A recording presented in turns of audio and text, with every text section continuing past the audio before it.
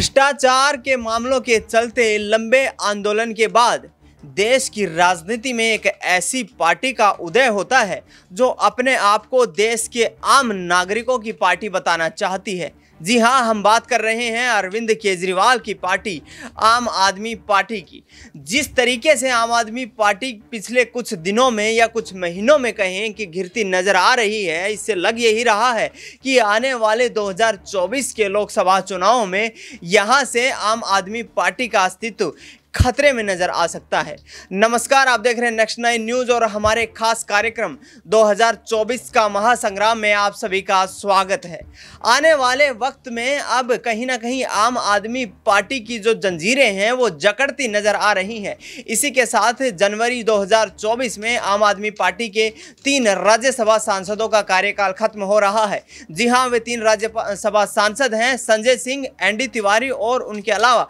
हरियाणा प्रदेश आम आदमी पार्टी के अध्यक्ष सुशील गुप्ता। इन तीनों दिग्गज नेताओं का कार्यकाल खत्म होने की कगार पर आया और ऐसे में आम आदमी पार्टी के संयोजक अरविंद केजरीवाल के लिए ये चुनौती बन गई है कि 2024 के लोकसभा चुनाव से पहले जिस तरीके से ईडी उनसे पूछताछ के लिए 3 सम्मन जारी कर चुकी है, इसके अलावा 3 बड़े सांसदों का कार्यकाल यहां पर खत्म हो रहा है। वहीं संजय सिंह ईडी की गिरफ्त में आने के बाद जेल से बाहर निकलने के लिए जूझते नजर आ रहे हैं। तो क्या आगामी वक्त में 2024 के लोकसभा चुनाव से ठीक पहले आम आदमी पार्टी की स्थिति उस एक धुरी पर आकर खड़ी हो जाएगी जहां पर तीनों के लिए यानी कि अरविंद केजरीवाल या मनीष सिसोदिया, संजय सिंह के लिए एक ऐसी मुसीबत बनती नजर आ रही है जहां से पार्टी का संभलना मुश्किल हो जाएगा। न्यूज़ रूम में मेरी मौजूदगी है, अक्षय मेरे सहयोगी मेरे साथ हैं। अक्षय, जिस तरीके से 3 बड़े दिग्गज नेताओं का कार्यकाल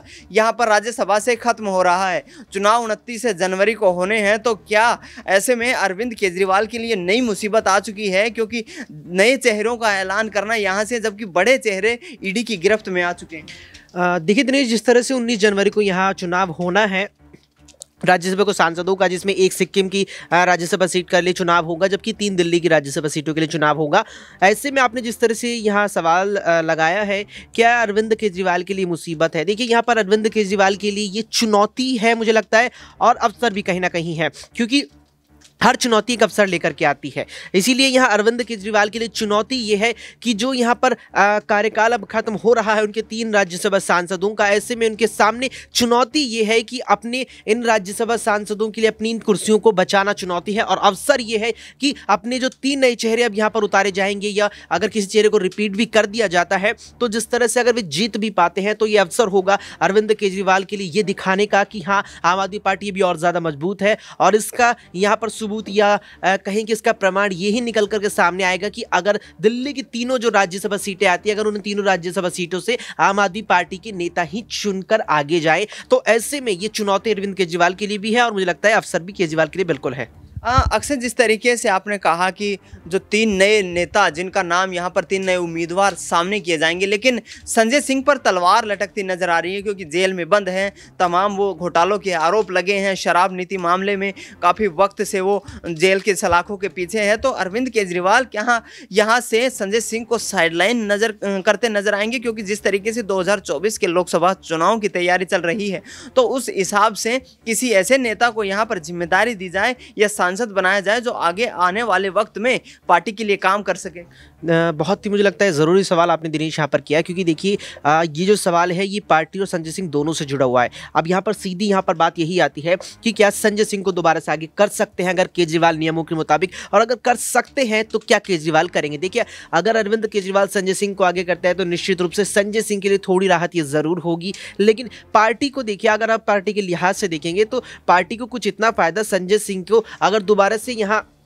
मनोनीत पार्टी करती है यहाँ राज्यसभा सांसद के लिए, तो उससे मुझे नहीं लगता कि आम आदमी पार्टी को कुछ खासा फायदा होगा। अब ऐसे में आप ये देखिए कि अगर अरविंद केजरीवाल यहाँ पर किसी नए चेहरे को आगे लाते हैं और वो कहीं ना कहीं चुना भी जाता है, तो निश्चित रूप से वो 2024 के लोकसभा चुनावों में, और न केवल 2024 के लोकसभा चुनाव बल्कि 2025 में दिल्ली विधानसभा चुनाव भी नजदीक आ रहे हैं। लोकसभा चुनाव के तुरंत बाद मुझे लगता है तैयारी शुरू हो जाएंगी और आम आदमी पार्टी के लिए चुनौती भी रहेगी। तो ऐसे में यहाँ अरविंद केजरीवाल जरूर कहीं ना कहीं चाहेंगे कि यहाँ एक सीट पर संजय सिंह को कहीं ना कहीं पीछे करके एक ऐसे चेहरे को आगे लाया जाए जो यहाँ चुनाव भी जीत सके राज्यसभा का। इसके अलावा जो 2024 के लोकसभा चुनाव और दिल्ली के विधानसभा चुनावों में पार्टी के लिए काम कर सके। और वहीं इसके इतर अगर संजय सिंह को यहाँ दरकिनार कर दिया जाता है तो देखिए कहीं ना कहीं संजय सिंह की मुश्किलें केवल यहाँ पर कानूनी और दिल्ली की शराब नीति में जो घोटाले के आरोपी उन्हें बनाया गया है इसके चलते ही नहीं बढ़ेंगी, बल्कि उनके राजनीतिक जो भविष्य है, उनका राजनीतिक भविष्य, उनके राजनीतिक करियर पर भी जो संकट के बादल है वो और भी ज्यादा मुझे लगता है गहरे होते जाएंगे। बिल्कुल संकट के बादल यहाँ पर गहरे होते नजर आ रहे हैं संजय सिंह के लिए।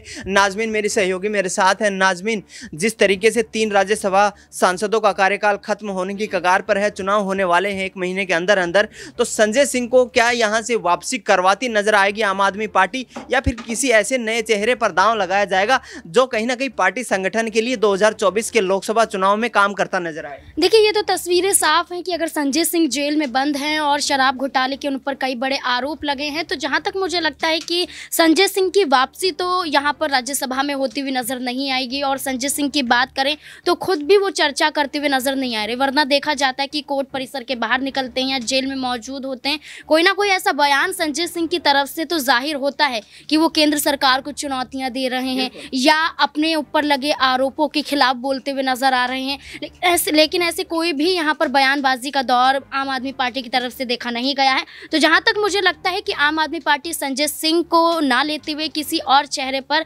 यहाँ पर दाव आजमाती हुई नजर आ सकती है। बिल्कुल, जिस तरीके से नाजमीन का भी यही कहना है कि किसी ऐसे नए चेहरे को यहाँ से सामने किया जा सकता है जो पार्टी की संगठन की तमाम उन गतिविधियों के अनुरूप काम करे और आने वाले 2024 के लोकसभा चुनाव के लिए पार्टी संगठन के लिए कहीं ना कहीं मजबूती देता नजर आए। दौलत, क्या यहाँ पर ऐसा देखते हैं आप, यदि संजय सिंह यहाँ से राज्यसभा से भी दूर होते हैं या आम आदमी पार्टी उनका नाम उम्मीदवारी के लिए सामने नहीं लाती है, तो फिर बाहर निकालने का जो रास्ता है वो बंद होता नजर आ रहा है? बिल्कुल, यहाँ पर अभी भी जो है बाहर निकलने के रास्ते बहुत सारे जो है बंद यहाँ पर होते हुए नजर आ रहे हैं अभी भी संजय सिंह के लिए। और अगर ऐसे में अगर उनको यहाँ पर मनोनीत किया जाता है तो कई सारी दिक्कत भी यहाँ पर आ सकती है। लेकिन यहाँ पर कहीं ना कहीं मौका आम आदमी पार्टी के पास है कि नए चेहरों को अभी से वो उठाना शुरू कर दे। यहाँ पर कई सारे ऐसे नेता हैं कि जब वो मंत्री उनके जेल में गए तो उन्होंने दूसरे लोगों को यहाँ पर मंत्री बनाया। यानी कई सारे ऐसे चेहरे को आम आदमी पार्टी अभी भी उभार सकती है जो पार्टी का साथ दे सकते हैं। क्योंकि यहाँ पर